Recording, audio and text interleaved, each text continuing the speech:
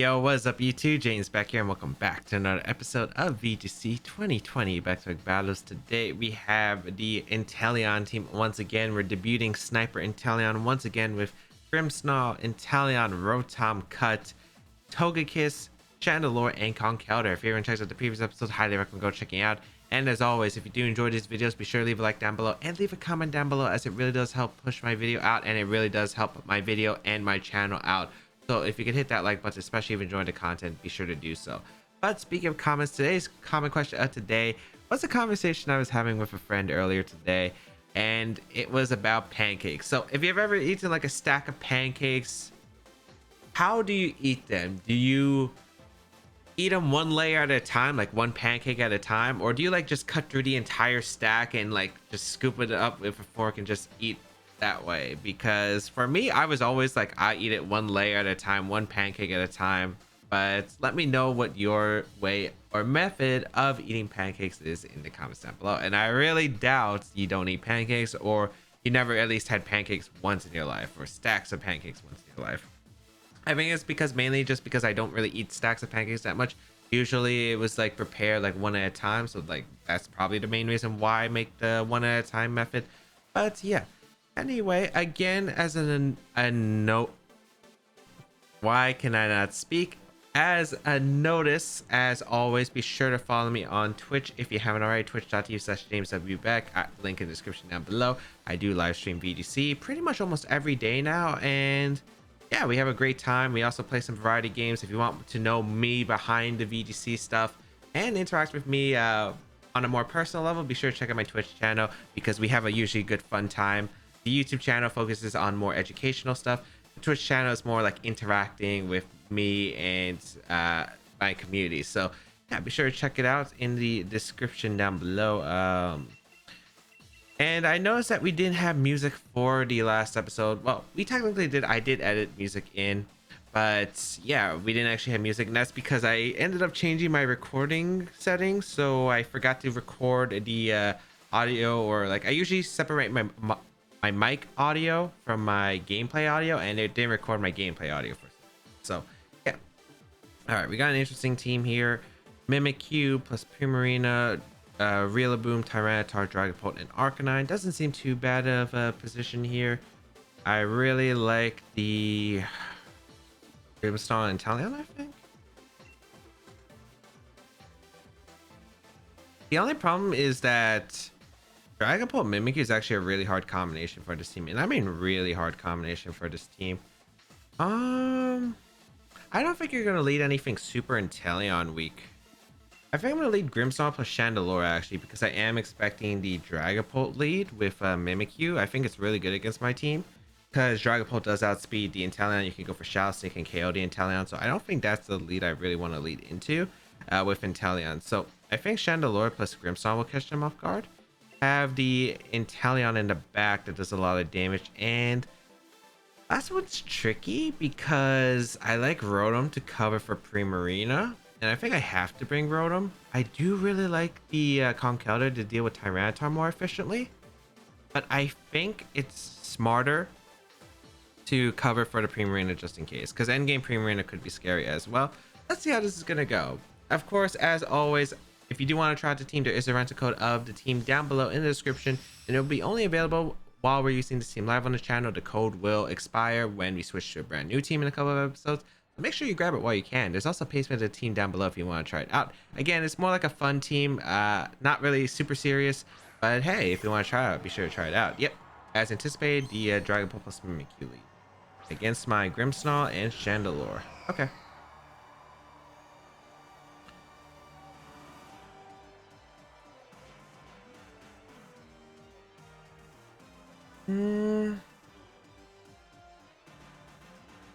Shadow Sneak plus Max Go should go out into the Chandelure slot. My Rotom would probably survive the combination. The question is it worth being weakened to Primarina in the potential end game?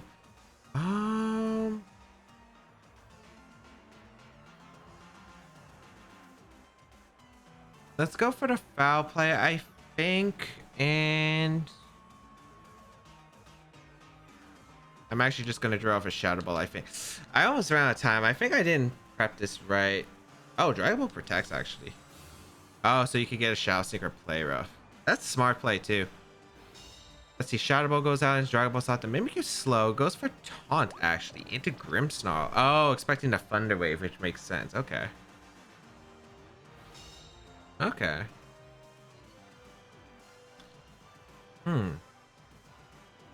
So that's kind of unfortunate for me because I could have got a bit of momentum, especially I don't think I would have clicked Trick Room though, but maybe it's not that bad of a situation. I'm actually going to go for the foul play once again into the Dragapult slot, and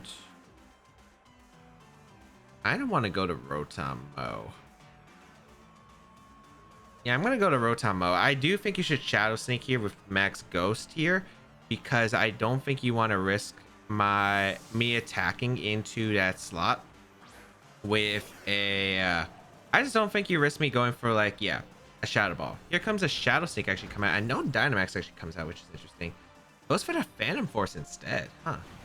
I'll take that. I don't mind that position because yeah, you can Phantom Force, but that's not really that bad for me because I can foul play the Dragapult slot and I can actually just go for a Thunderbolt and break that Disguise on Mimikyu. I think it might be a Lumberry Mimikyu on the set, so don't really want to Will-O-Wisp it right away. We are going to see a Phantom Force come out. It is trapped in. It has to go for that Phantom Force, and we will see a Play Rough, but I do have that Roseli Berry for the Fairy type attacks, so I'm completely okay with the situation. Thunderbolt going to come out into the Mimikyu. We're actually faster than Mimikyu, or Mimikyu went for Trick Room this turn. Either way, it's not that bad of a situation. So let's see. Let's go straight for the Play Rough. I do have that Babiri Berry. I mean, not Babiri Berry, the Roseli Berry. So we'll be able to take that pretty nicely here. And we will be able to get a foul play off into the Dragapult, which should be able to pick up a knockout. Yeah, excellent. So Dragapult now Dynamax is perfect. And we probably got away with that way easier than we should have. But I guess my opponent was just really worried about me going for foul play. I thought my opponent would maybe just attack there because you could activate the weakness policy. But Rillaboom is going to come out, which is interesting here. Okay. I don't really mind the situation too much. Yeah, I don't really mind the situation at all. No Dynamax has been expended. I can... Just depends on what my opponent really wants to do here. I think I could go for a... I could go for chip damage. I can hard switch into Chandelure, which I kind of like because I don't think my opponent's going to target the Grimmsnarl slot, and I'm going to Will-O-Wisp the Rillaboom because I do think that my opponent might go for like a fake out into my Rotom slot and a Trick Room potentially. I think that's what this lead is kind of screaming for right now. Let's see.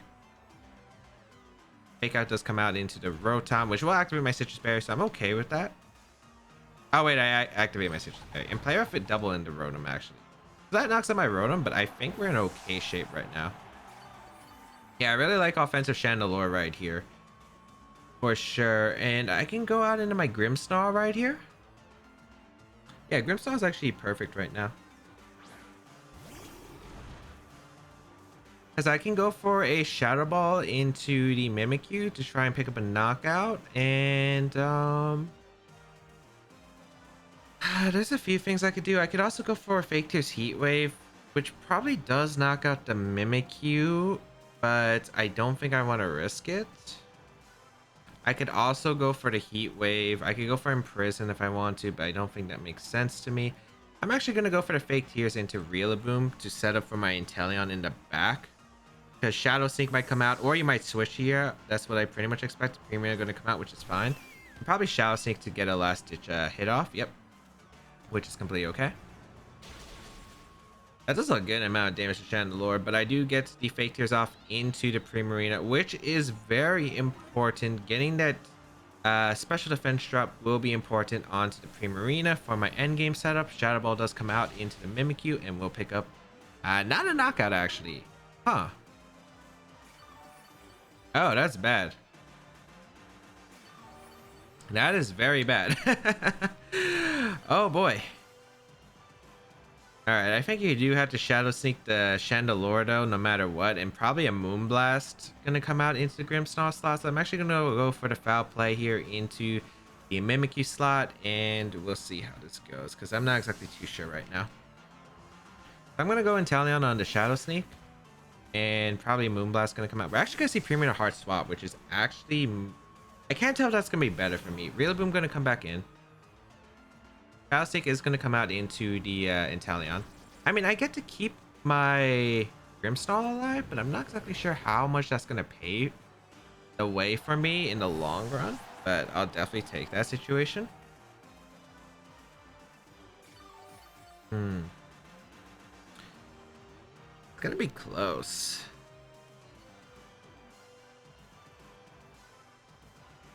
So Primarina's gonna come out.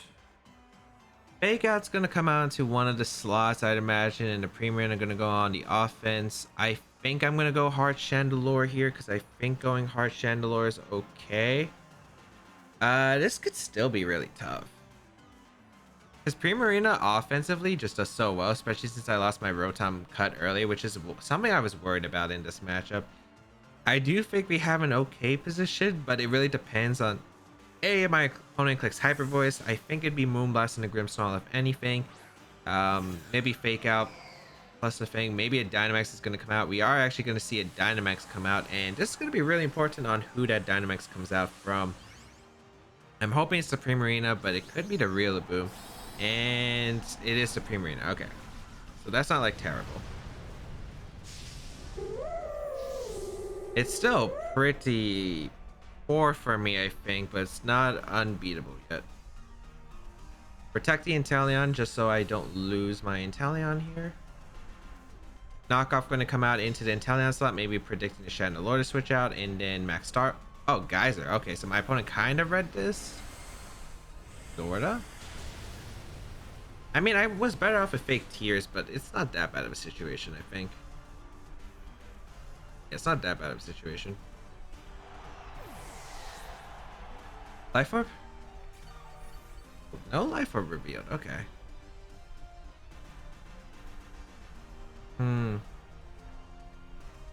Alright, I'm gonna go Grimmsnarl.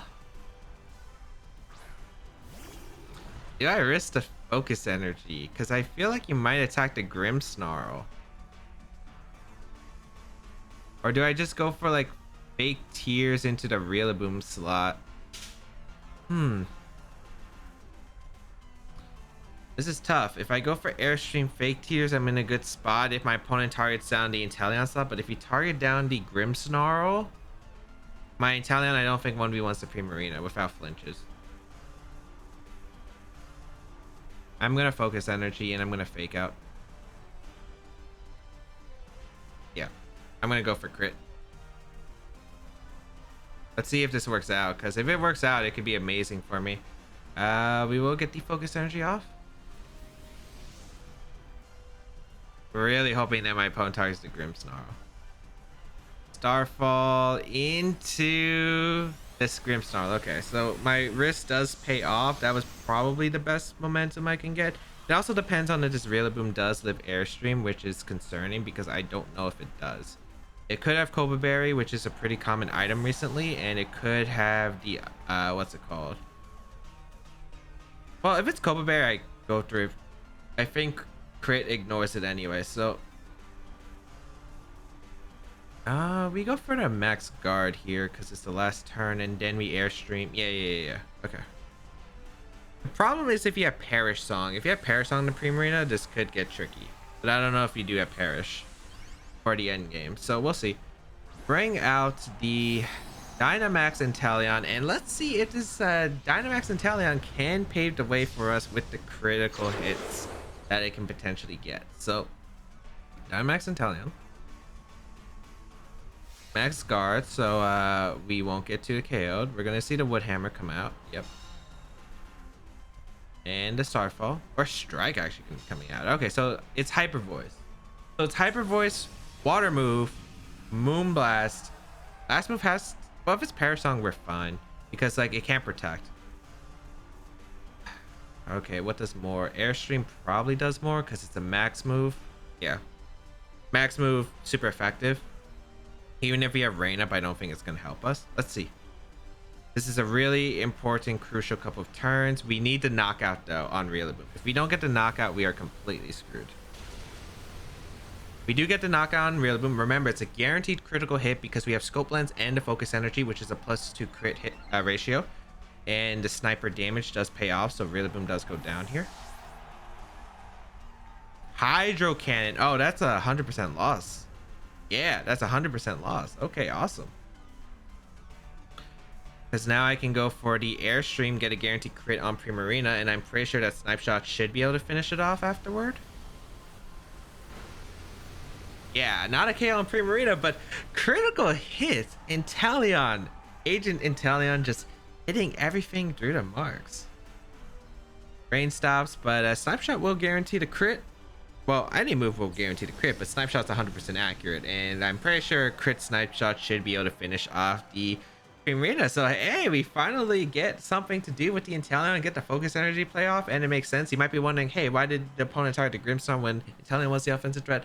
I think my opponent was worried about the fake tier stuff, because if too many fake tiers added up and my Inteleon was able to survive, my opponent wouldn't have appreciated the Inteleon's damage output afterward, and it could have been too much for my opponent to handle. So that's why I had a feeling my opponent would target down the Primarina that one turn, or that Grimmsnarl that turn. It looked like the gamble paid off. So yeah, Inteleon actually able to come through with the Scope Lens critical hit set. Actually did come in clutch, hitting all its marks. We got X atop as our next opponent.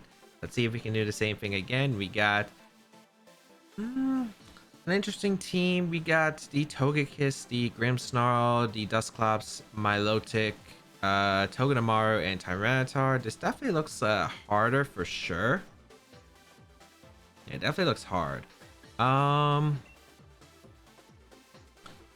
Not sure what I want to go. I think Chandelure is decent, but there is Tyranitar and Milotic. I'm not really a huge fan of bringing Grimmsnarl in this matchup. It doesn't do as much. With the fake tiers, it probably doesn't help as much.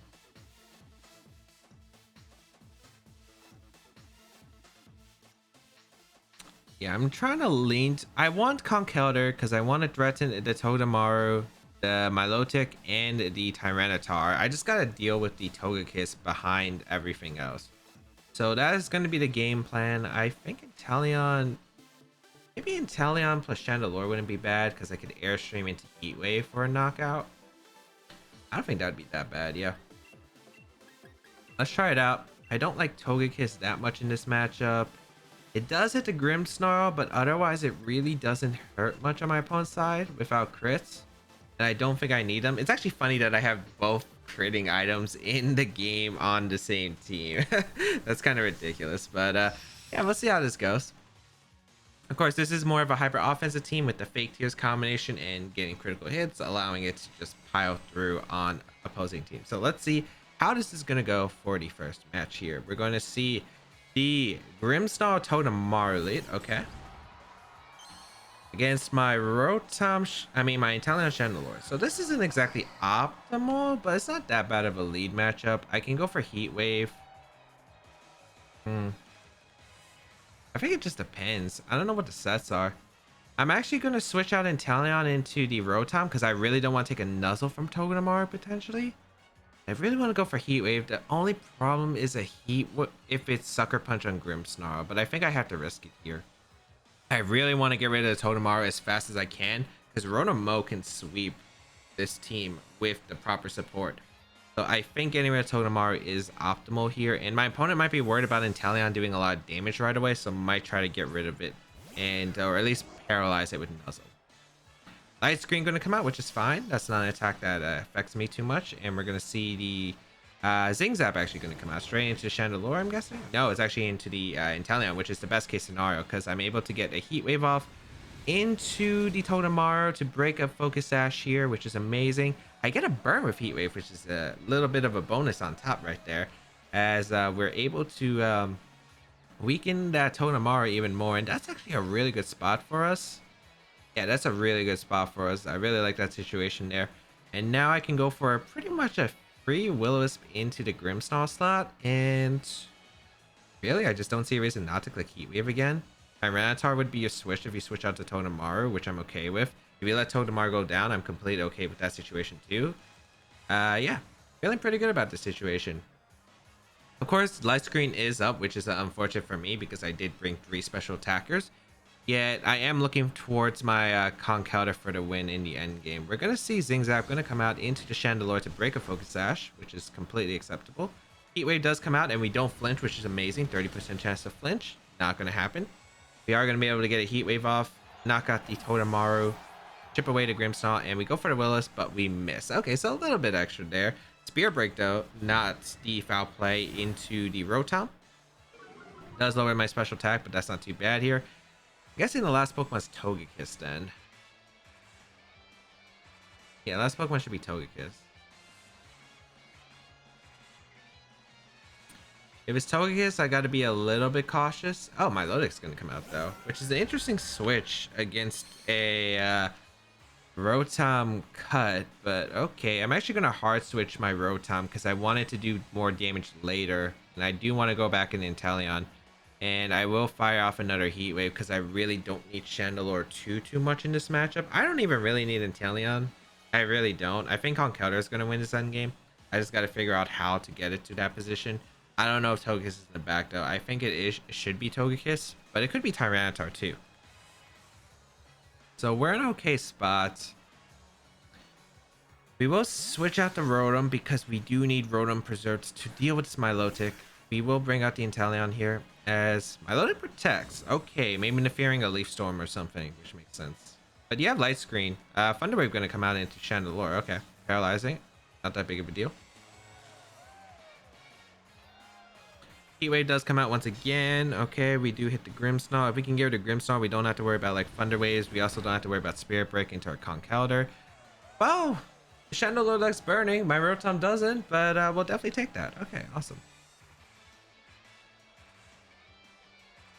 Definitely got a Thunder Wave here, or you might Spirit Break on the switch, so it's better just to protect anyway. And we're going to draw off a Shadow Ball into my Milotic to weaken it since the burn... I don't know if the burn actually knocks out the Grimmsnarl at this range, now that I look at it. Let's see. Protect the Inteleon. Thunder Wave going to come out, okay. And probably Muddy Water, or maybe Coil gets set up here. It's just Muddy Water, which is okay here. I don't mind that situation really too much. So Chandelure should go down, but Milotic is kind of a weak Pokemon. Yeah, it is kind of weak. Okay. Shadow Ball gonna come out to chip away at the Milotic. Should put in range of Leaf Storm. We love its special defense, which actually kind of bites us in the dust. That's also really bulky. Oh no, it's not bulky on the Milotic. It's just, well, it is kind of bulky, but it's light screen. I was wondering why I was doing so little, but then I remember. Oh yeah, light screen's a thing. And yeah, Grimmsnarl does survive here. I'm gonna go back in the Rotom and throw off a Shadow Ball once again into Milotic. I do want to get rid of this Milotic as quick as possible. That Milotic's kind of a threat. I will switch out Inteleon. I might as well just save it because I don't want to take Thunder Wave. Spirit Break would be okay to take, I guess. We're gonna see the Thunder Wave once again into the Rotom, which is fine. Muddy Water gonna come out. Which Chandelure will go down, but like my Rotom will survive. We'll be able to eat the Citrus Berry, and as you can see, just doesn't do too much damage. No accuracy drop, which is really important. We will see that the Citrus Berry is going to heal up. It comes down to the last Pokemon, which I'm really not sure if it's the Togekiss or not. I'm stalling out the light screen turns, which is also really good. I just got to figure out what the last Pokemon is. If it's the Togekiss, I am a little bit concerned.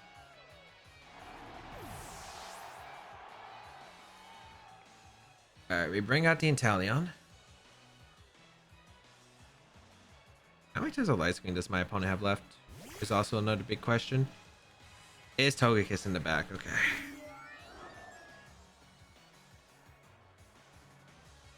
So we have how many turns of light screen? 3 turns. Okay, that's more than I was hoping for.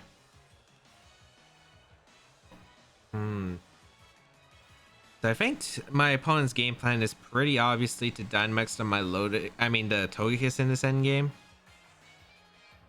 I gotta be cautious. I could Dynamax my Rotom and go for Max Lightning, and that might be the best case. Maybe Max Overgrow, although it doesn't benefit that much.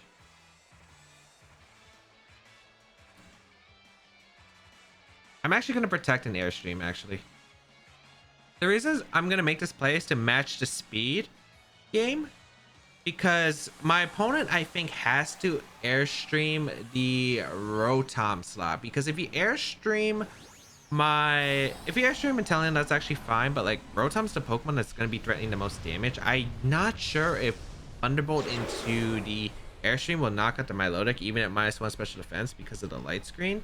I want to make sure I can knock out to the Milotic, which is going to be a pain, and I'm going to try to stall out this Dynamax from the Togekiss as much as possible. I don't want to activate a weakness policy on that Togekiss especially. So yeah, we are going to see that Dynamax come out from the Togekiss, not surprised. And let's see.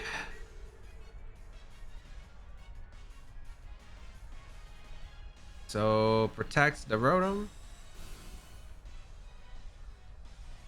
I just really hope my opponent doesn't go for blind hypnosis. That's the only problem. You can go for hypnosis in this situation. And yeah, I don't think Thunderbolt would have KO'd, so I think protecting is fine.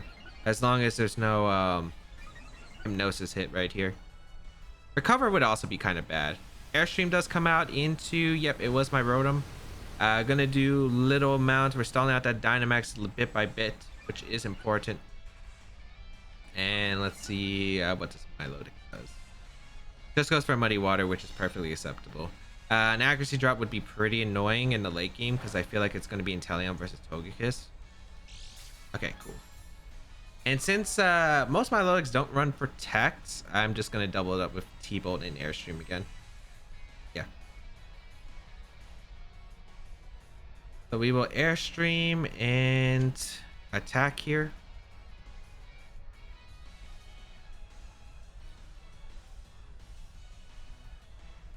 Okay, this is where it gets interesting. It gets really interesting afterward because I don't know what kind of Togekiss set this is. We don't know if it's a critical hit Togekiss, which could be bad for my Conkeldurr in the end game.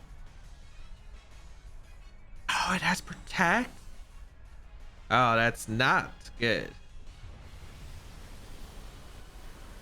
That's really not good. Oh shoot, that's big. I did not think it would have Protect. That's a game changer. Airstream gonna come out of my Rotom to pick up the knock. Oh wait, Inteleon. And he crits me.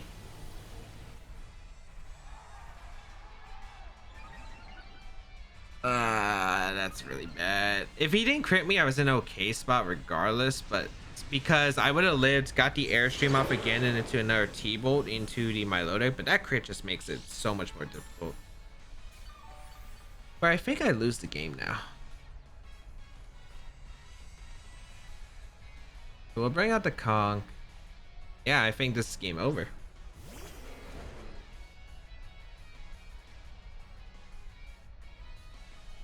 This last turn of light screen. Yeah, the 8 turns also really hurting. Yeah, because we're going to be in light screen range. I'm going to have to hope for some kind of miracle with... because I think you might just Airstream the... I don't know who you Airstream, actually. I'm going to hope that my opponent Airstreams the Conkeldurr. T-Bolt's able to knock out my Milotic, or maybe crit it. Then I'm going to need like a T-Bolt pair in the end game against the Kiss. Starfall. So I can't pair it on my Milotic, but I don't know if that changes much for that. Okay. Get it, Thunderbolt off. I don't think this knocks after light screen though. Yeah, not close. I'm gonna need a Muddy Water dodge, but it looks like, oh, it has Ice Beam too. So this isn't even Coil Hypnosis Milotic. It's just offense. So I just lose the game 100% now. Oh, I guess Conk wasn't the call.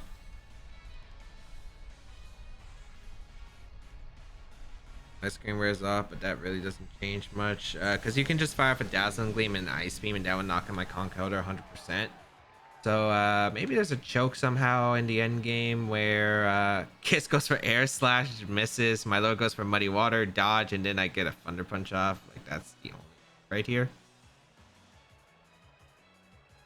Yeah, but that Milotic set definitely screwed me over. Protect offensive Milotic. Or not really offensive, it's kind of weird to explain. Wait, is he even crit Togekiss? I can't even tell if he is because he only got like 1 out of like 4 crits. So if he just got like a random super luck crit that's not even Scope Lens or Razor Claw boosted, that's actually very disappointing. Let's see. Well, I don't think he shows this. Yeah, so we're not going to figure out the team, it looks like, but I hope everyone enjoyed today's episode. I mean, that game was... There was luck on both sides. You can't say anything about it. I got like Heat Wave Burns. He got like... What was it?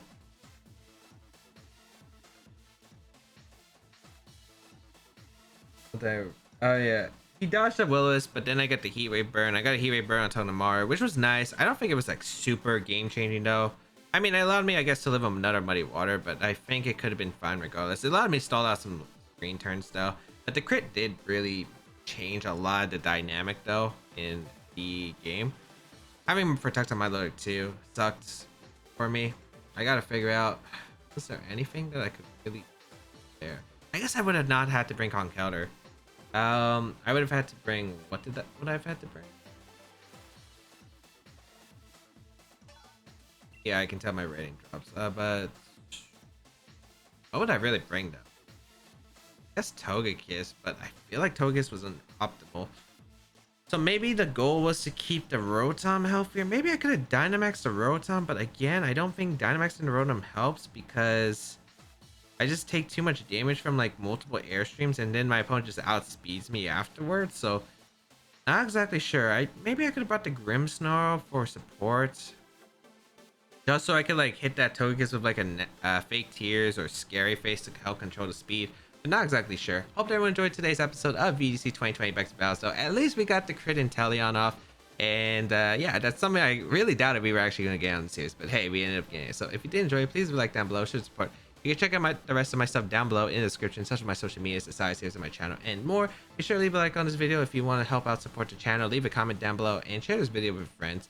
And if you want to go an extra mile to support my content, there is my Patreon page listed down below, but you just help me out by watching. You could also check out my Twitch channel and my community Discord for ways to interact with me outside of the YouTube channel. So go check them out. Link in the description down below.